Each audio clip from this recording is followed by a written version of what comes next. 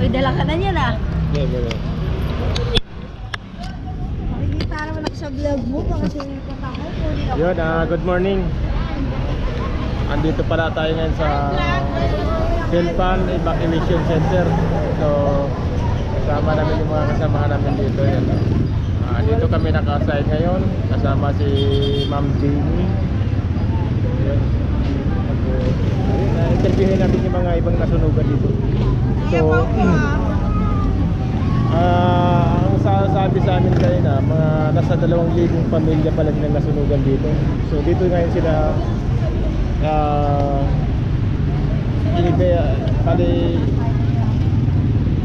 dito ngayon sila yung ilagay sa evacuation kasi wala silang matutulugan. So yan ayan, malaki-laki ito mga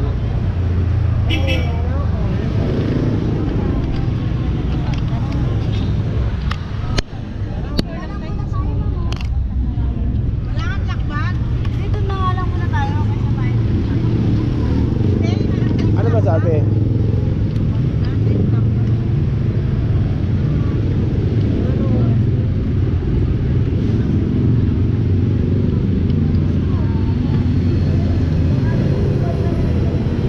Say hi.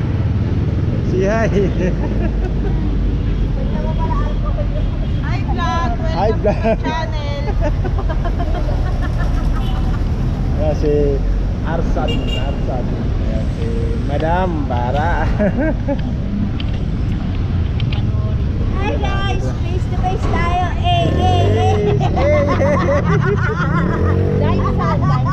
Issue, ano issue? Ayaw magpunta-punta. Saan ba tayo guys? Suspect, gaga. May suspect. Ay, suspect kuya, takbo. Suspect, eh.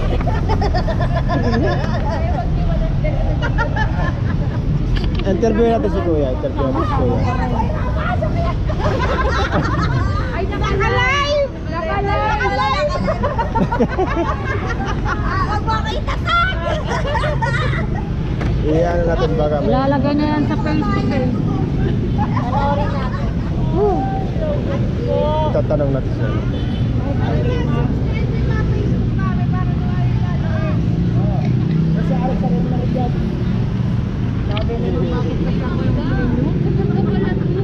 Say hi!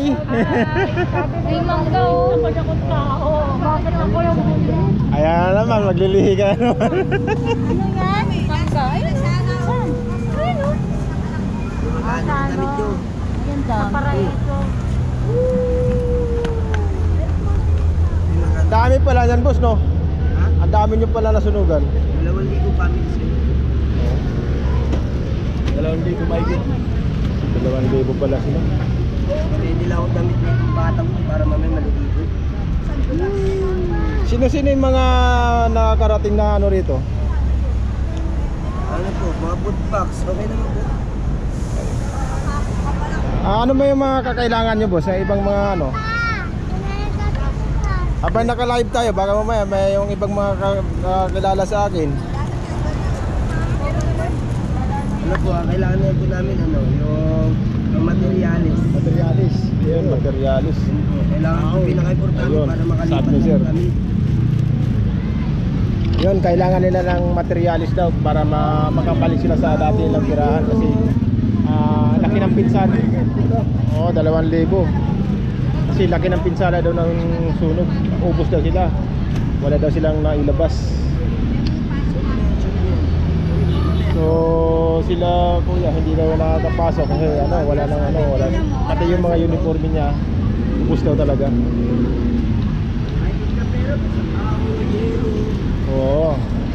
Kahit mga material na lang yung mga magagamit sa bahay. Para daw makabalik na raw sila at makapag-umpisa ulit. Magsimula ulit. Ayun. Yun boss, pwede ka mag-ano boss sa mga mabubuting ano diyan na pwedeng tumulong.